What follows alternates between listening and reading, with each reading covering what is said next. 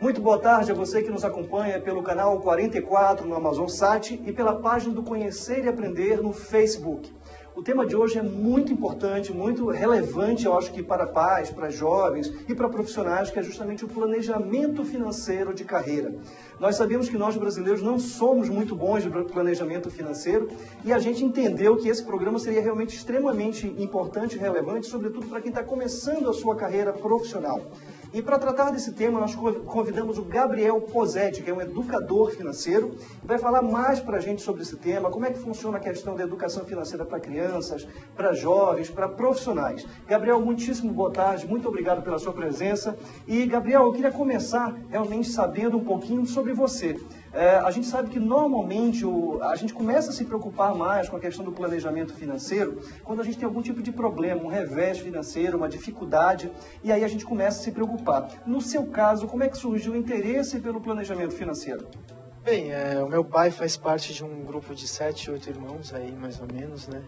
E eu vi que o meu pai, dentre todos os irmãos, foi o que mais despontou financeiramente.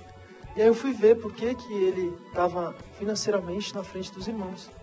E aí eu constatei que havia uma educação financeira por trás disso. Não era porque ele era o mais inteligente, o que trabalhava mais focado, não. Era pura e simplesmente por causa da educação financeira. E aí eu achava que era uma coisa que muitos brasileiros tinham e eu percebi que não era uma coisa que muitos brasileiros tinham. Resolvi então empreender na área e educar as pessoas para que elas poderiam ter isso desde berço, porque mais importante do que o dinheiro é o tempo, né? Sem dúvida. E, Gabriel, como é que esse processo aconteceu? Você identificou ali características do seu pai, que o seu pai tinha, de repente os irmãos não tinham. Você pode falar para a gente o que você percebeu de diferente quando você fala sobre que ele tinha uma educação financeira e os seus tios não? Sim, hoje, através da nossa metodologia, a gente consegue ver isso muito claramente, que ele já tinha um hábito de diagnosticar, de ver o que ele estava fazendo com o dinheiro dele e de pensar no futuro, né? Então, ele tinha isso já, essas coisas que a maioria das pessoas que tem esse sucesso financeiro tem, mas que ele aprendeu sozinho. Intuitivamente, só que não era de uma forma sólida, uma base muito forte, né? E não era escrita, assim, não era determinada, assim, um padrão que ele podia falar, olha, eu sigo esse padrão. Mas era um padrão que era muito parecido com o que a gente desenvolveu hoje, né? Que era intuitivo e para ele funcionava. Funcionava. Muito bem. Funciona e aí, até hoje. Gabriel, o que me faz crer é o seguinte, que quanto mais cedo começarmos a entender um pouquinho essa dinâmica da questão financeira, eu suponho que melhor. Você trabalha para uma instituição e com uma instituição que desenvolve, inclusive, programas para crianças a partir de 4, 5 anos. Sim. Como isso é possível, Gabriel? A gente vê que, se você comparar o Brasil com os Estados Unidos, por exemplo, você vê que a educação financeira lá, ela vem de berço. Tudo bem, a gente está vivendo uma época um pouco diferente, os jovens estão cada vez menos interessados, mais preocupados com o imediatismo, né? Mas o brasileiro, ele não está acostumado a ter um planejamento financeiro. Não só financeiro, né? Mas principalmente financeiro. Ele não planeja como vai ser a vida financeira daqui a 5, 10, 15, 20 anos. E essa falta de planejamento é o deixa a vida me levar, né? Entendi. Enquanto que ele pode simplesmente tomar as rédeas do futuro financeiro dele e quanto mais cedo ele começa, mais fácil melhor fica. E, Gabriel, que dica que você daria para um pai de uma criança de 4 ou 5 anos que, de repente, quer tudo, né? Porque as crianças vão para o shopping hoje, elas querem comprar absolutamente tudo, o pai fica enlouquecido ali, como é que faz para lidar com essa situação, e explicar para a criança que, de repente, o dinheiro existe um orçamento limitado para se comprar brinquedo, roupa. Como é que a gente faz para começar a incutir na cabeça de uma criança tão pequenininha? O ideal é dar um cofrinho para ela e falar, olha, filho, todo mês eu vou te dar X. Desse X você guarda no seu cofrinho, porque esse cofrinho vai te ajudar a realizar os seus sonhos. O que é um sonho? Um boneco. Então ele não vai ter aquele imediatismo desde pequeno, ele vai dar valor a todo o dinheiro que ele recebe, que vai estar no orçamento dele. E é engraçado que depois que ele faz o cofrinho dele, e você chega e fala, filho, tá aqui o dinheiro, vamos lá agora comprar o seu sonho, ele dá muito mais valor do que se fosse alguma coisa de mão beijada que você dá simplesmente naquele momento, né? Então, aquela poupança que ele já vai começando a fazer desde pequeno é muito importante, esse hábito. Perfeito, tá ótimo. Gabriel, é muito interessante esse papo e a gente vai para um rápido intervalo, vamos chamar o guia de carreiras, guia de profissões e daqui a pouquinho a gente volta para continuar falando sobre esse tema tão interessante que é o planejamento financeiro de carreira.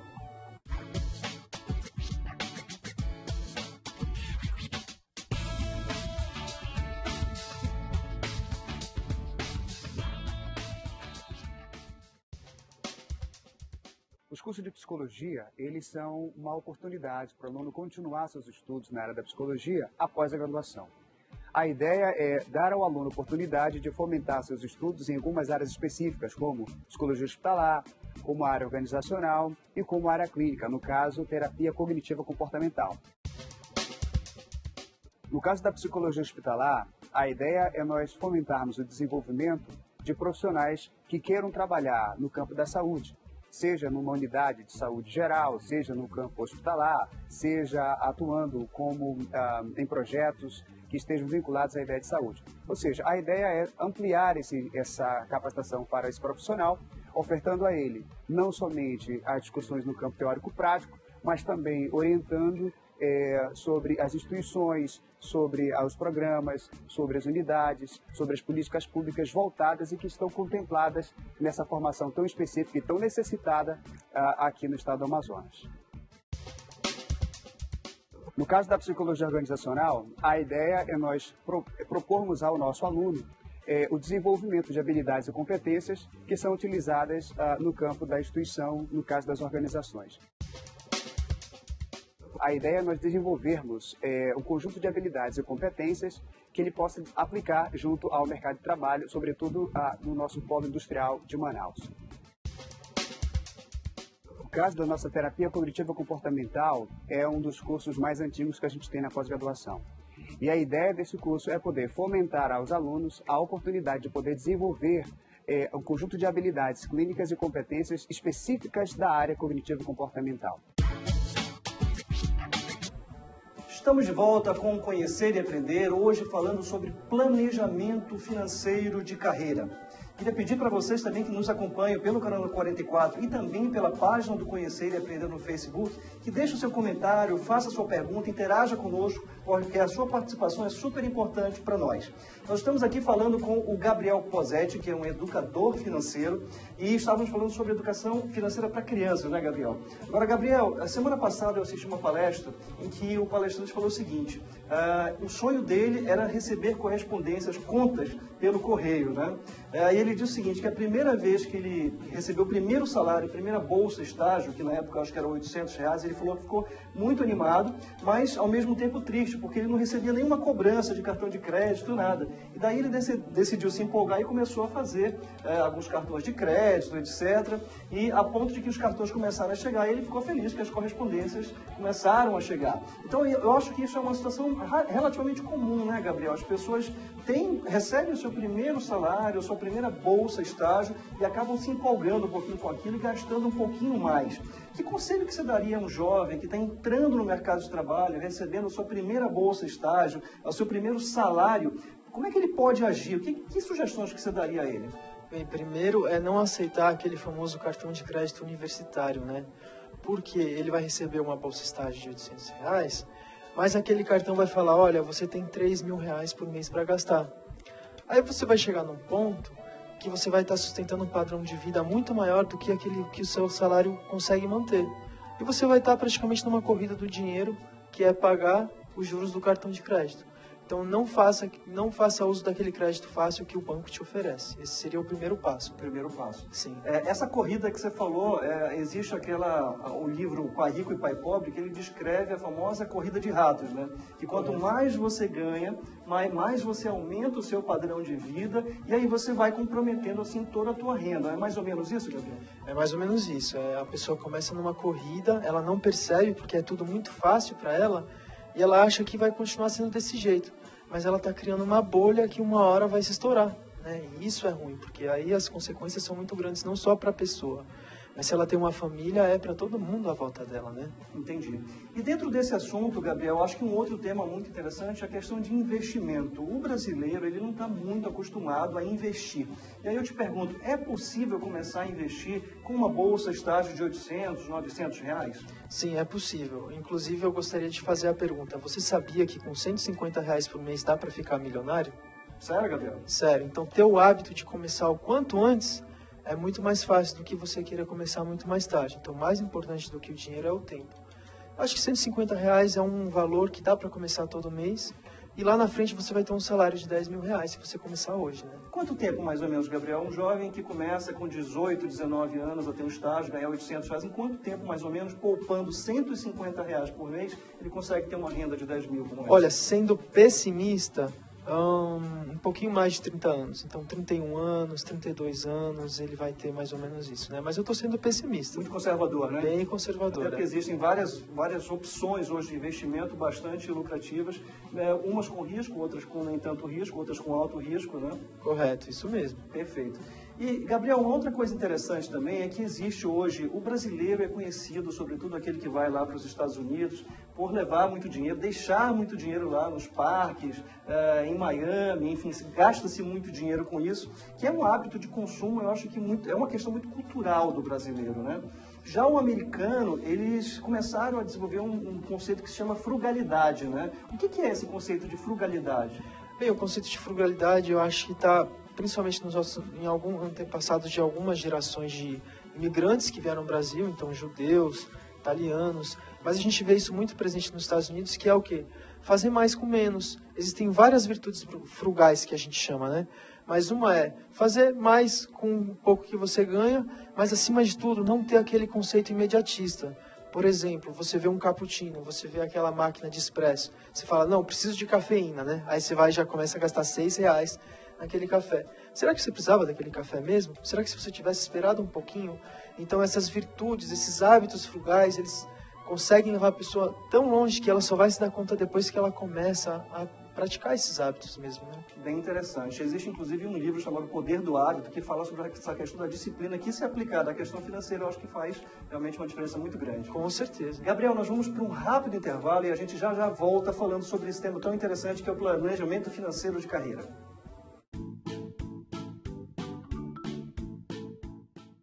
Nós vivemos num mundo que preza pelo conhecimento, pela informação. A informação está disponível em diversos cantos, a todo momento, a qualquer instante. Isso é muito importante.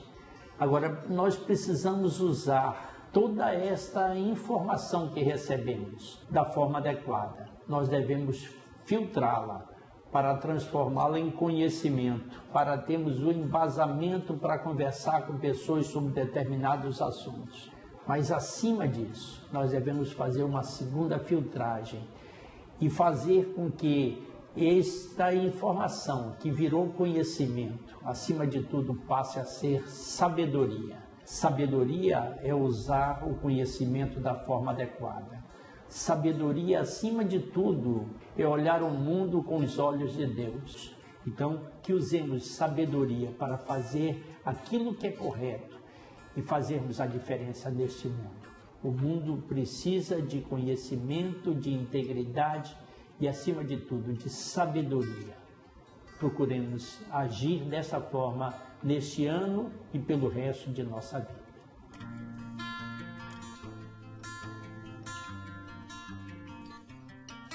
Estamos de volta com Conhecer e Aprender e o tema de hoje é planejamento financeiro de carreira. O que a gente deve fazer e quanto mais cedo a gente deve começar a planejar nossa carreira financeiramente, a nossa vida, a nossa aposentadoria, que é um hábito que infelizmente nós brasileiros não estamos muito habituados. Eu estou aqui com o Gabriel Posetti, que é um educador financeiro. Nós estávamos falando, Gabriel, agora no primeiro bloco sobre a questão da educação financeira para crianças. Quanto mais precoce, melhor, porque você desenvolve a questão do hábito, né, Gabriel? No segundo bloco, falamos um pouquinho sobre a possibilidade de investimento com uma quantia muito baixa, né? R$150 por mês, você consegue aí num período razoavelmente curto, aí, ter uma renda fixa aí de mais ou menos R$10 mil, não é isso? E agora, no último bloco, Gabriel, tem algumas perguntas, as pessoas estão curiosas e querem fazer algumas perguntas para você aí no Facebook. A gente pode dar uma olhadinha no Facebook? Vamos lá. Joia, olha só, o Mauro Júnior pergunta o seguinte, Gabriel, quais são as principais dificuldades para se planejar no início da carreira? Acho que está mais relacionado à questão dos obstáculos, né? Quais são os principais obstáculos para a pessoa começar a se planejar financeiramente lá no início da carreira? O principal obstáculo é o crédito fácil, né? Então, a pessoa ter acesso a crédito fácil e não conseguir diagnosticar. Então, a pessoa que ela não faz um raio-x de onde ela está gastando o dinheiro dela, ela acaba não tendo dinheiro para o final do mês. E isso é um problema porque, quando você está endividado, você não produz direito. você não tem foco. E as pessoas que trabalham contigo percebem. Então, quando você não tem uma saúde financeira muito boa, isso atrapalha diretamente o seu trabalho, seja estágio, seja... E é interessante, né, Gabriel, que é o seguinte, as pessoas acabam fazendo o cartão de crédito como um complemento de renda. Exato. Não é verdade? E isso é uma coisa muito ruim, né? Muito ruim e muito comum, principalmente para Manaus, que é a capital mais endividada do país. Sério? Eu não sabia dessa informação? Principalmente Nossa, olha só, Manaus é a capital mais endividada do país. É, mais endividada. Interessante. Vamos dar uma olhadinha na segunda pergunta que tem no Facebook? O Diego Lemos pergunta o seguinte: Gabriel, como você planejou sua vida financeira lá no iniciozinho? O que você fez? Bem, eu morei 1 ano nos Estados Unidos, né? Então eu não sabia, mas eu já vinha adquirindo esses hábitos desde cedo. Então, Inconscientemente. Inconscientemente. Então, quando eu fui saber que isso era uma metodologia que os ricos utilizam, que as pessoas de saúde financeira boa utilizam, já estava muito mais fácil. Eu estava fazendo isso de modo automático, de modo inconsciente. E aí foi quando eu comecei realmente a passar isso para as pessoas, né? Qual é a principal coisa, se a gente pudesse falar de um hábito, um exemplo de um hábito que você teve que te ajudou bastante? Guardar pelo menos 10 a 20% do que eu ganhava. E você aplicar. Acha que isso é uma boa proporção? Ótimo começo. Ah. Pelo menos 10%. Porque dá para guardar de 10 a 30%. A pessoa acha que não, mas dá. Entendi, né? Perfeito, interessante. Vamos dar uma olhadinha na próxima pergunta, por favor? O Everton Silva pergunta o seguinte: usar todo o dinheiro guardado em poupança no início da carreira é uma opção de investimento favorável? Não, para investimento, poupança ela não é boa. Mas utilizar o dinheiro que está na poupança seria praticamente um tiro no pé. Você está usando um dinheiro que pode um dia fazer com que você tenha uma liberdade financeira, com que você possa trabalhar por opção. Mas definitivamente a poupança é um dos piores investimentos que a gente tem. É um dos piores investimentos. Sim, é um dos Uma piores. outra questão também que eu acho bem interessante da gente colocar é que o brasileiro acredita que um dos sonhos do brasileiro é conseguir conquistar a casa própria o mais cedo possível. E parece que os educadores financeiros botam isso em xeque. Talvez não seja assim um sonho tão bacana quanto parece ser. Com certeza. Você sabia que você financiando um imóvel, na última parcela que você paga, você pagou na verdade 5 imóveis? No mínimo, né? Pelo menos 5 imóveis. Então, a pessoa que financiou, ela pagou o sonho dela, mas ela pagou o sonho de mais outras 4 casas que podiam ser utilizadas para uma futura renda, uma futura renda vitalícia que ela poderia ter, e ela não percebe isso. Entendi. Na verdade, o interessante é transformar o recurso teu extra, talvez, em ativos, né? Exatamente. Alguma coisa que te gere novas rendas e aí te permita, de repente, parar de trabalhar um pouco mais cedo e ficar mais tranquilo.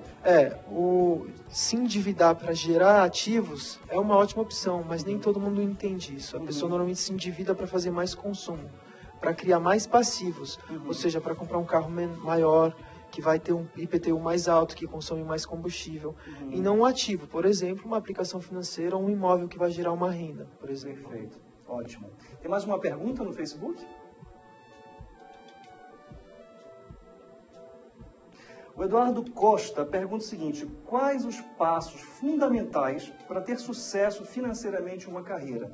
Se a gente pudesse, Gabriel, resumir, quais são os principais passos? Eles se resumem a quantos? 2, 3 passos? O que você diria? São, na verdade, 4 passos que a gente diz que, na verdade, são 4 pilares, né? Sem eles, você não consegue, que é o quê? Diagnosticar sua vida financeiramente, saber que você tem sonhos, que eles são maiores do que o seu consumo do dia a dia, que você tem que ter eles, porque sem eles você não fica motivado. Você poder orçar todos esses sonhos e todas essas suas despesas, e depois fazer uma poupança, né? Seja ela através de poupança, seja ela através de outros tipos de investimento. Então são 4 pilares bem básicos que a gente faz, que a gente mostra para as pessoas e que é muito fácil seguir, né? Perfeito, excelente. Gabriel, olha, nós gostaríamos muito de agradecer. O programa, infelizmente, está chegando ao fim, mas esse tema é um tema bastante instigante, intrigante. Eu acho que a gente vai poder voltar aqui outras vezes para falar um pouco mais e aprofundar esse assunto. Queria te agradecer e te deixar à vontade para você fazer suas considerações finais. Eu gostaria de agradecer e falar para as pessoas que, porventura, tiverem interesse, entrar em contato, procurar na página do Facebook, que eu vou poder ajudar elas da melhor maneira possível que eu puder. A intenção aqui realmente é ajudar, né? Perfeito. Gabriel, muitíssimo obrigado. E a você que nos acompanha pelo canal 44, pelo Facebook, muito obrigado pela sua audiência. E nós voltamos na semana que vem com outro tema bastante intrigante. Até lá!